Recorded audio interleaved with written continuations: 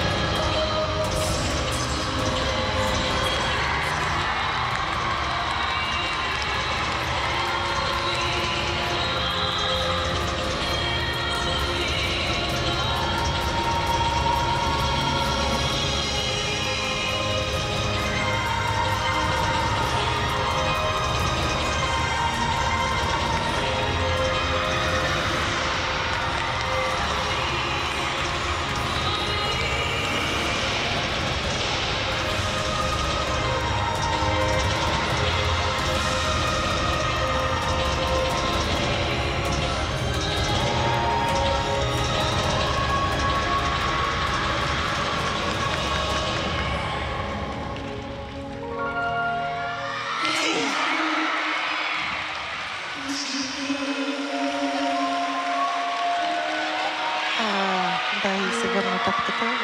Много лошо.